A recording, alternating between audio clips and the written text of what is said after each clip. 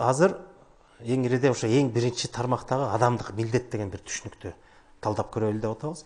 Бул өзү өтө чоң кенен түшүнүк адамдык милдет деген. Адамдык милдет өз арадагы өзүнүн баягы төрөлгөндөн баштап адам ушу жашоого жеткен бийиктик деңгээлдерге чейинки өзүнүн ээлеген ордуларды жараша дагы өзүнүн бир баягы деңгээлине жараша өзүнчө бир милдеттер болот экен.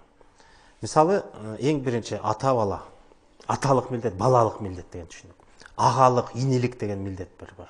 Мына бул биринчи түшүнүк. Мисалы, үй бүлөдө эмес, негизи ар бир адам бир эле учурда ата болот. Эми ата жаш жеткенде болбосо бала болот.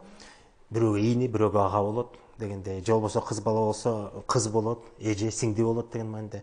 Анан ата эне болгондон кийин аталык милдети, энелик милдети деген түшүнүк бар. Чоң аталык, чоң энелик милдет деген бар. Анан кыргыздын жашоо адебинде карап көрсөк, бизде мисалы тайке, бөлө, куда деген түшүнүктөр бар. Ар бир учурда өзүнүн дагы аткара турган милдети бар экен. Ошол куда болуп барсаң, анда кудалык милдетиңде өзүң аброюң менен, өзүң деңгээлиң менен дегендей. Бир жакка бирөөнө бөлө болсоң, анда бөлөлүк милдетиң дегендей. Тайке болсоң, тайкелик милдет деген бар. Жээн болсо, жээндик деген сыяктуу нерселер. Ал өз орду менен, ал баягы күнүмдүк, утурумдук жашоодо көбүнесе ар бир адамдын бир эле учурда бир нече милдети болушу ал кадыресе баягы көрүнүш дегендей да.